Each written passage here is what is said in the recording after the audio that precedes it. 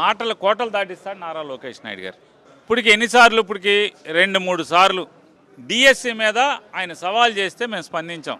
అరే బాబు, దేనికైనా లోకేష్ గారు సమఉజ్జీ కావాలి. ఈ రాష్ట్రానికి మంత్రివి, మొదటిసారి ఎమ్మెల్యే మీరు చేసేది, first time MLA Nara Lokesh, మంత్రి మీ హోదా. అరే మేము కూడా మంత్రి ఎలగబెట్టిన వాళ్ళు ఉన్నాం, మేము వస్తామని చెప్పి సమయం చెప్పు, డేట్ చెప్పు, ప్లేస్ చెప్పు అని చెప్పి మేము కూడా ప్రతి సవాల్ చేసాం. నీకు చేత కాకపోతే నాని నువ్వే ఫిక్స్ అయ్యని చెప్పు, నేను పెడతానని చెప్పాను. దానికి ఉలకో పలకో ఇవాళ కార్యకర్తలతో 4 గోడల మధ్య చప్పట్లు కొట్టించుకుంటాకి జగన్ రావట్లేదు, నేను పిలుస్తున్నాను, పిలిస్తే రావట్లేదు. నారా చంద్రబాబు నాయుడు గారిని రమ్మను, జగన్మోహన్ రెడ్డి గారు వస్తాడు. డిఎస్సి మీద చర్చించడానికి నారా చంద్రబాబు నాయుడు గారిని రమ్మను, జగన్మోహన్ రెడ్డి గారు వస్తాడు.